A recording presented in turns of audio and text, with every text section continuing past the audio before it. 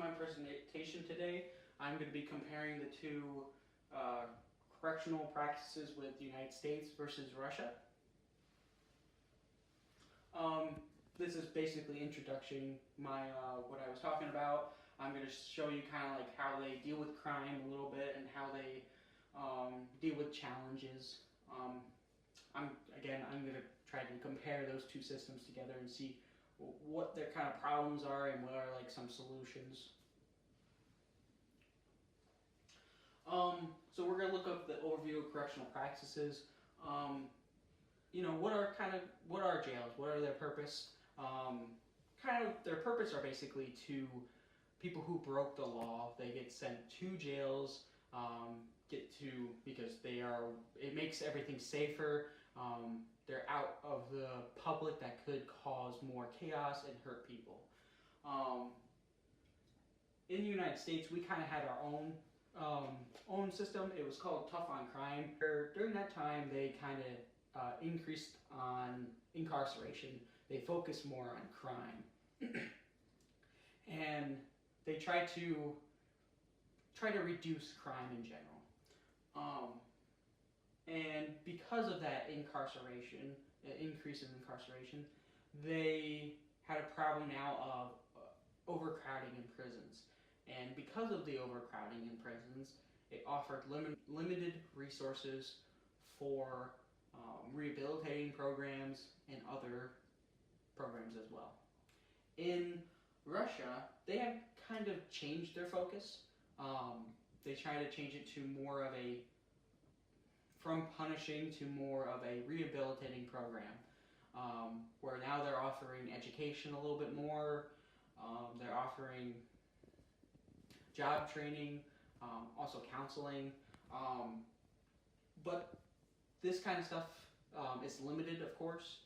They're kind of slowly turning to that. They're not automatically doing it right now because the funding is limited. They also have, of course, the United States have overcrowding. They're not far behind. I believe they're the third or fourth with their overcrowding, but just not as bad as the United States. Another thing is, Russia did not come from a democratic regime, from a communist regime, where they had different systems. During that time, during the Soviet Union, it was very private. They didn't talk much. During the Cold War, of course, they didn't share a lot of information. But one thing that they did have was the Gulag, where people did get tortured. They had to fight for their life. They did die, unfortunately. There's a bunch of stories, and there's a bunch of from that time. So, like I said, detailed analysis. This kind of focus on United States, some of their challenges like the mass incarceration and limited access to rehabilitating programs. Russia, of course, has that main challenge of big problems with corruptions that comes from basically the communist regime. It still has the roots in Russia. So, of course, they have corruptions where, there was a story that a man got falsely accused. He was sent to prison, and then they bribed the correctional officer or guard, and he walked away and he died. He was killed. There's been other stories, of course. That story was in Russian. I had to Google translate that to figure it out, but they talked a little bit about it. Another problem they have is, of course, they have limited funding for the rehabilitating programs. That's, like I said, they're trying to work more to that. They have limited fundings, of course. Another problem is human rights violation. They have massive amount of problems with human right violation, where people are getting abused, they're getting tortured, they're getting, of course, murder, and so forth.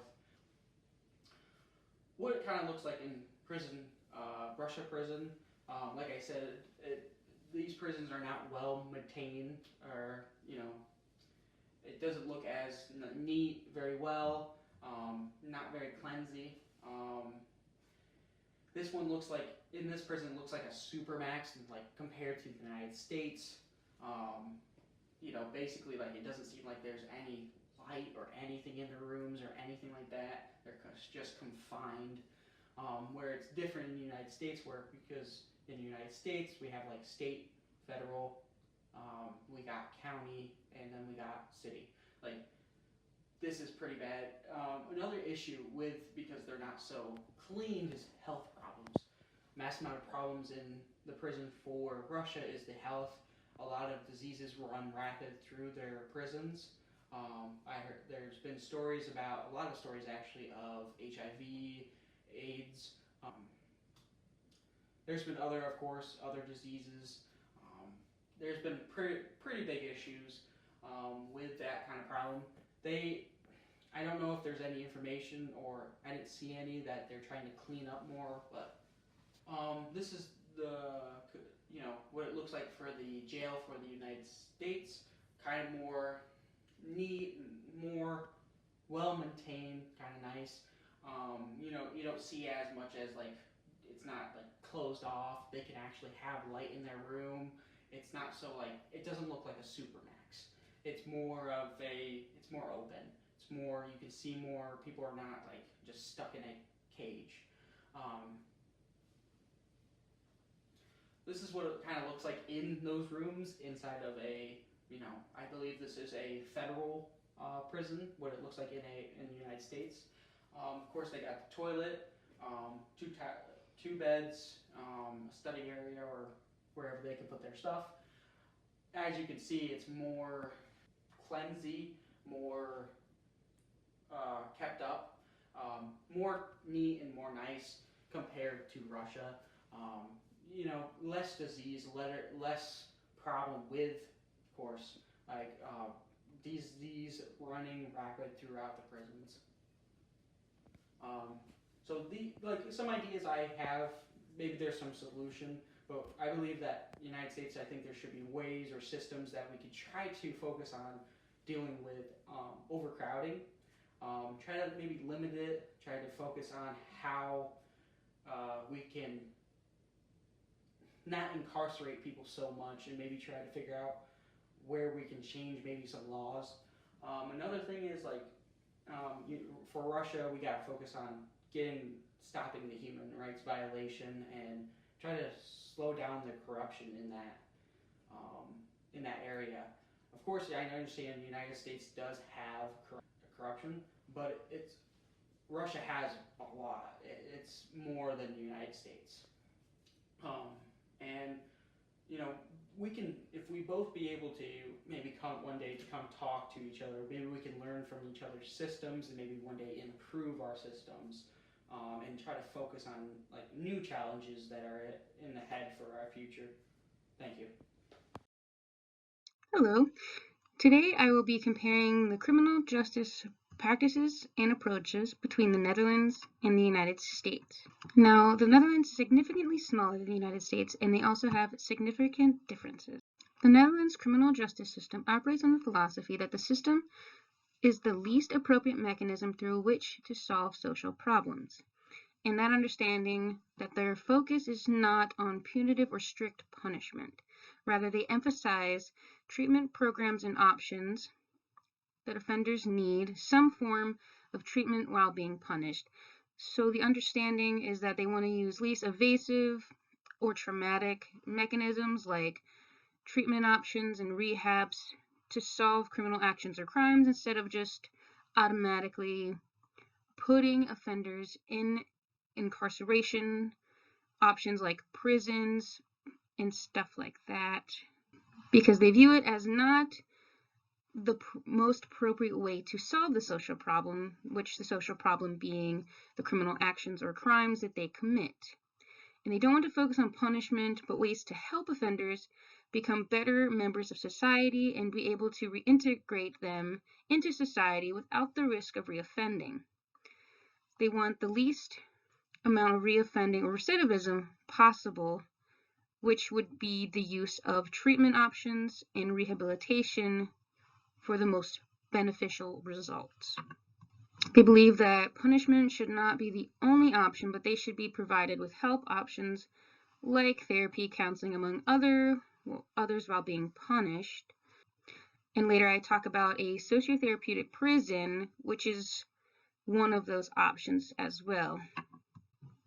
And for comparing crime and incarceration rates, the Netherlands has the lowest incarceration rate of all Western countries, while the United States incarceration population is about 2.3 million and is the highest for incarceration and recidivism rates among the world. And so the US, roughly about 800 people per 100,000 are incarcerated today, while the Netherlands is about 69, 70 people per 100,000.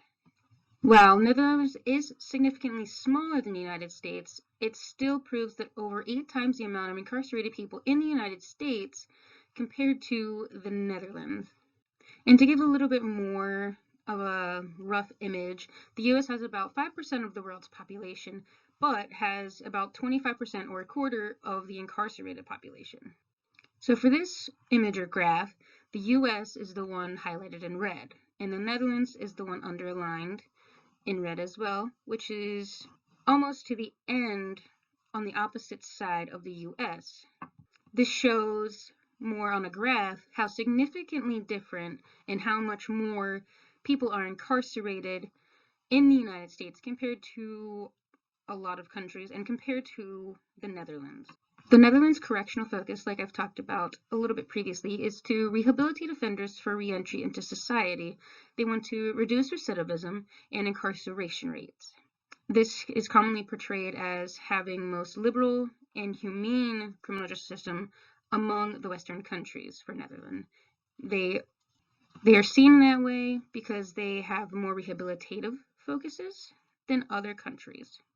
The judicial process for the Netherlands is more inquisitorial than adversarial, and the understanding of that is inquisitorial is more of a legal system in which the court or a part of the court is actively investigating the facts of the case, whereas adversarial is more, I believe, the prosecution has to prove the facts or evidence that is being put against another person, and the rulings are usually done by juries or trial court. Also for the Netherlands that I found that was pretty cool was the death penalty was abolished in 1970, while the United States still holds the death penalty in some states today. Also that the jurors are made from citizens who have a background in criminal justice or psychology, so they have a little more knowledge of the processes and procedures and a little more on than just regular citizens who have no idea or background. For the Netherlands, the women's prison had really stuck out to me when I researched it because in 2004 there were 5 prisons that could hold the capacity of 900 inmates or prisoners for women and women alone. And then in 2014 they reduced that to 2 prisons, 3 prisons total so far, and lessened the capacity to 500. And another thing that was really intriguing was out of the 3 prisons, 2 of them have units for mothers with children, and that understanding is the children, as long as they're over the age of 16, they have a little section in the prison that is called like the bed and breakfast, quote unquote, which I found a little intriguing and also funny, because the children, as long as they were over the age of 16, would be able to spend the time with their mothers, and they would be given sleeping arrangements and be fed regular meals like the prisoners, but the meals were more nutritional than what you would think from the US. And then the 3rd prison has special units for women with psychiatric problems. So there's almost like there's a treatment option for them while in prison, but is probably better because they can get the treatment and counseling that they need while also being imprisoned. And the women in the prisons for the Netherlands makes up about 6% of the total prison population. And here I had put in a couple pictures of the Netherlands prisons that I have found, and as you can see, they look very homey and colorful and comfy in a way, and they definitely look different than the US prisons seen before, as this looks to me as a big apartment complex almost, but it still is considered a prison, and these are more focused so that families can come see the prisoners and more than just segregated areas. For the United States, their philosophy or correctional practice is intended for punitive punishment that pushes to incarcerate individuals than to rehabilitate. And the focus can be retribution and incapacitation. And the understanding for retribution is for the getting tough on crime and punitive policies, and more of a someone gets what they deserve as long as they get punished for it, like an eye for an eye, as lex talionis loosely translates to. As incapacitation is more crime prevention idea, there is the selective and collective idea. The selective is more focuses on specific crimes or locking up those more at risk. And the collective is more of a focus on how many they can lock up at one time.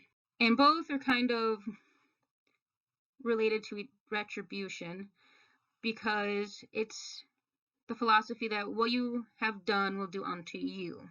In the United States, the judicial process is more adversarial than inquisitorial, meaning that we focus, like I said before, on not the courts investigating, but the prosecutors having to prove beyond a reasonable doubt the evidence that is presented for the defendant to be guilty of a crime. And even then, we can go to trial courts and have jury trials for those offenders or suspects, and then the jurors will determine a verdict of whether they are guilty or not. And a little bit more on the retribution focus is it was more of a high sentence structure, which meaning they would give people high sentences for crimes or charges that they were given. Like, for example, if someone had committed murder, they would get like 25 to life, and that would be the set high sentence for something like that because it's a very heinous crime. And there is some focus on deterrence or using fear and doubt to prevent crime, and there's a general and specific deterrence as well. In general is more abstract, and for overall punishments, it sets the tone. Like I've said in the example of murder, that would be a general deterrence in a way because it's set as, I guess, the minimum sentence they can be given as that criminal charge. While specific is more tailored to target behavior and specific crime, and uses more punishment and fear, and specific crime can be on a case-to-case basis, or if it's a lesser crime that is usually committed.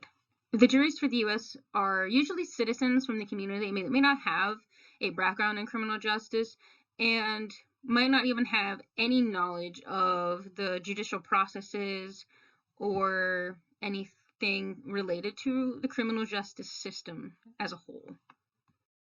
For the United States women's prisons, women's incarceration has grown at double the rate as men's in recent years. Similar to the local, state, and federal prisons for male offenders, female offenders have their own facilities. They're usually female-only prisons and male-only prisons after at the higher levels like state and federal. More localized usually is co-ed or both male and female. They just aren't on the same blocks or in the same areas in the prison. Most female prisons or jails are identical or similar to those of males, except only female correctional officers are allowed to be employed in female-only prisons, while female correctional officers can be employed into male-only prisons. Only females are allowed in the female-only prisons in the correctional facilities. Also, more than a quarter of women who are behind bars have not yet had a trial. And the female incarcerated population stands over 6 times higher than in 1980. And the women's incarceration percentage to the total incarcerated in the United States is 9%. And to kind of recap, the differences from the US and the Netherlands is the Netherlands is more focused on rehabilitative treatments and options, while the United States is more focused on retribution and punishment and punishing those who have done wrong. The Netherlands has a lower recidivism rate and crime rate than the United States, significantly lower. The United States has the highest incarceration rate in the world, and I believe the highest recidivism rate as well. And there are different units and programs, not only in women's prisons, but that stood out to me the most because you don't see a lot of prisons or even countries having the ability to let the mothers see their children in the capacity that the Netherlands does, as the staying over the weekends, as long as they're over the age of 16. And to conclude, the Netherlands' correctional practices seem to have more success in reducing incarceration and recidivism rates than, obviously, the United States, but to most or all Western countries in the world. The United States also has the worst crime rates in the world, and it begs the question of, should we change our correctional approaches or practices as the Netherlands, even though we are significantly larger as a whole? And should the United States put more focus on the philosophy that the Netherlands does to reduce crime and incarceration, like the treatment options, the mothers being able to see their children in prisons as options, and the United States should take more proactive and progressive steps to reduce the rates of crime and recidivism, as Netherlands seems to have way more success for. Hello, I'm Michael Beals, and I'm going to be talking about Norway prison system versus the U.S. My first slide is the correctional facilities, what the U.S. could learn from Norway. Correctional facilities outside of the United States can range from much more horrible in living conditions for the inmates to much more humane. For example, Camp 14 Kaesong in North Korea actually has people as young as 11 in prison there with hard labor, and Galandi prison in the country of Georgia has a long history of guards sexually assaulting the inmates. That's from McNeil 2009. An overview of differences between Norway and the U.S. There are many differences between Norway and the United States that impact their correctional systems. First, Norway does not have life sentences or the death penalty. The maximum sentence in Norway for any crime is 21 years. But that can be extended for 5 years at a time in the prisoner system if the prisoner seems to be dangerous to the community. That's found Banco 2015. Norway also makes sure that when a prisoner is released, they have a home, a job, and a social support services connected to them. That's way better than U.S. code. Norway also spends about 3 times as much as each prisoner as the United States, with the U.S. spending about $3,000 in Norway, a little bit more than $90,000 per prisoner per year. That's found Banco 2015. Norwegian prison housing. In a comparison of Pennsylvania's SCI Phoenix Prison to Norway's Halden Prison, Johnson and colleagues 2011 noted that the standard United States prison cell houses 2 inmates per cell, with windows into the cell that must remain clear at all times. All the walls are yellow and furniture is made of welded metal. No furniture can be moved as everything is bolted to the walls and floor. All furniture placement is designed so that guards can see the entire cell and the inmates quickly. This makes more difficult to hide any contraband or weapons to increase the safety of the officers. There are tall tall, thin, small windows, too small for someone to get out of made of unbreakable glass. The toilet is in the middle of the room with no privacy from the roommate or any guards looking into the room. There is no view and no air circulation in the outdoors. That's found at Johnson et al. 2011. This is standard cell for the United States. Norwegian prison work and time. Norwegian prisons have a principle called the principle of normality, which they follow Labita 2016. They want to make sure that prison is similar to the life inmates will return to after they finish their prison sentences. So inmates have regular amounts of human privacy. They eat meals which they cook together. They all work in some way for the prison. The teachers, the electrical workers, the library services, and as many positions as possible are filled within the prison itself. If someone was a doctor before going into the prison, they do that work as well inside the prison, so they keep those skills. People without the diplomas or degrees work to gain higher place of education with the help of other inmates who have already tried. An overview differences between Norway and the US. Norway also spends about 3 times as much prisoners as the United States, with the US spending about $30,000 in Norway a little bit more than $90,000 per prisoner per year. It is important to realize, however, that Norway has a lot more money per person than the United States because the oil reserves that they sell that fund many government agencies. Norway also imprisons 1/10 of the amount of their population that the US does.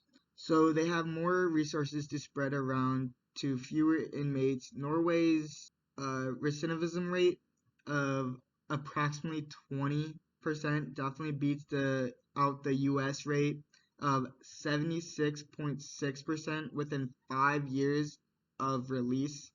That's found at Labetta 2016. As a final overview note, Norway has a mostly homogeneous population, meaning they mostly have similar backgrounds, race, and religion, where the United States is very diverse in the background of citizens. This is Norway's prisons. It's like a hotel.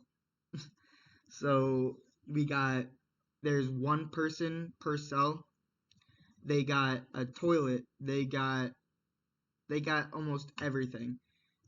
And it's really confusing how the recidivism rate is 20% because they give you food, they give you shelter, they give you jobs in prison. When like if somebody's like poor or something, they would probably want to go back. It's like a hotel. Like there's only one person. The bathroom is like a shut door, so there's very a lot of privacy. If I was in Norway and I got arrested, I wouldn't want to go back. Jeez. Reflections for the United States that those in Norway experience in Norway, there would have been education and job training while the prisoner was incarcerated. There would have been connections with social services made. There would have been a plan for housing, a job, and social workers connected to each released inmate. What did not happen in the United States? So many of those who were released have high probability for reoffending. We could probably take the idea of Norway and we could help the United States with the recidivism rate, because our recidivism rate is horrible, as much as a lot of countries, like Norway, for example, their recidivism rate is 20%, and they have a lot nicer of a prison than the United States do. But they keep the jobs going in the prisons. They help more one-on-one. They try more, so that could also help us. So we could take a lot of notes from other countries around, and we could make America great again. Thank you. Hello, I'm Thomas Giaconda, and I'm going to be talking about Japan prisons compared to the United States. Crime rates in Japan. Japan has stricter policies when it comes to immigration, which supports the emphasis on maintaining their culture within their country. Japan strongly believes in koku minsei, which translates to national character, and it relates to letting go of any grudges against any other person. Japan is known for having an extremely low crime rate. Compared to other countries, they ranked in the top 3 of lowest percentages. After COVID, their crime rates rose by nearly half, but the country still ranked within the top 3 of other countries around the world. Crime rates in the United States. The United States statistics are the opposite of Japan's. We rank towards the top in crime rate statistics compared to other countries around the world. After COVID, the crime rates have been fluctuating, but overall they are still considerably high. And this graph is from the crime rate statistics in 2023 by location. Japan is at 12%, and you can see here that they're at the lowest. The United States has 51%, and you can see here with the other top 4, they ranked above 50, and the drop-off between 51 and 37 is pretty high, and the highest is Mexico at 64%. Prisons in Japan. Prisons in Japan focus on correction and fixing recidivism within their country, and they operate with a military mindset. When first entering, people go through an orientation and assessment, where after they will receive a job. They utilize inhumane methods to fix recidivism rates and punish people for minor offenses and issues. These issues are pretty crazy. They could be anything from not looking someone in the eye to not going through correct standards within their culture. The standard rooms are called fuchu cells, which can fit up to 7 people inside, and they're a standard of usually having up to 7. And solitary confinement is called ki haikin, and it's an extremely tentative schedules on a day-to-day basis that after the orientation happens, the jobs that they receive could be anything from manual labor to just day-to-day jobs within the prisons. This is a story about Kevin Mara, who was sent to a prison within Japan. According to the reports of Kevin Mara in the New York Times, while serving his sentence, he was about to sit down and eat his meal in the prison, but there's a rule that before every meal, prisoners must close their eyes and bow. Kevin heard his name called out due to not following the rule to the satisfaction of the guard, and then Kevin was placed into solitary confinement, also known as the ki haikin, for 10 days while being stripped of all clothing and having a leather belt tied around his waist with metal handcuffs placed behind his back. He was placed lying on the floor, and the only way he could eat his meals was he would have to move his face close to a bowl, and for 10 days he had to do that, and that's the only way he could possibly eat any food.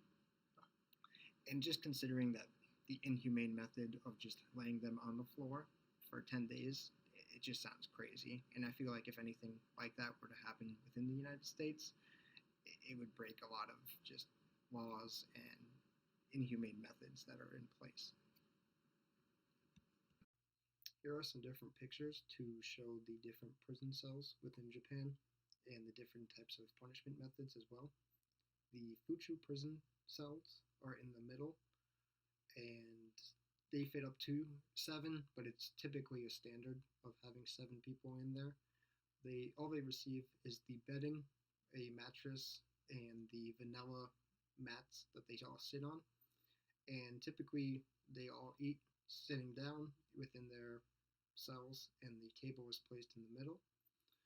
The picture on the left is the solitary confinement that they use, and the same mats and bedding are placed within their cells.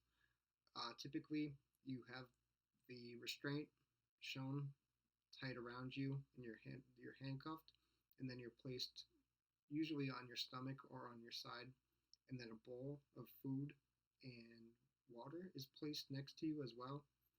Um, and you're in there for up to 10 days, depending on which kind of rule you break and how severe it is. And the picture on the far right is your day to day schedule. So you wake up, you work, you rest, and then you continue to work all throughout the day. And then you have a set time for free time, and then you're in bed, and then you repeat the same process every day. It's super repetitive, and the amount of work and labor you do, you are paid as well, but depending on how much you make and how much you leave the facility with, it typically goes all right back to them in some way, whether it be funding or something. You don't walk out of their prisons with any type of money, put it that way. The prisons in the United States are more humane in how they operate and punish any offenders. Solitary confinement involves being away from other prisoners for safety, or more so punishment when they do tend to get in trouble within the prisons. But it's nothing to the degree of what Japan does and their policies. And if any rules are broken, it's nothing as inhumane as what they have to go through there. The overall safety within the facilities are very poor due to the higher incarceration rates that we see in the United States. Here are some other differences between the two countries that attribute to crime. The United States uses lengthier sentences as punishment, whereas Japan utilizes labor as their form of punishment. By utilizing labor, it's a way that they feel attacks the recidivism rates and keeps people away from being in prison. Another interesting fact was the firearm regulations in Japan are much different than where here in the US. All handguns and assault rifles are banned from the public. Only shotguns can be purchased after a thorough background check, a mental health evaluation, and multiple drug tests before they can even touch the firearm. Every 3 years, citizens must take an all-day class and attend a firing range and must score a 95% or more in accuracy. Otherwise, they have their license taken away from them. To wrap up this presentation, the main point is although Japan ranks lowest in crime rate amongst other countries and the way they're towards the bottom with being in the top 3 with lowest numbers, their numbers aren't really morally sound. The way they treat any prisoner, whether it be a minor offense or something to a greater degree, is towards the extreme, and the way they treat any minor rule violation within their facilities is also to the extreme as well. The way they constrain prisoners and the way they treat them as well. Although they do receive working conditions, their manual labor, it isn't very humane as well. The problem with the United States is the higher recidivism rates and the higher crime rate amongst other countries. As you can see, we're in the top 5. And how we deal with that, there really isn't a plug-in solution where one fixes everything. So it's difficult to find any information on how we could possibly treat that.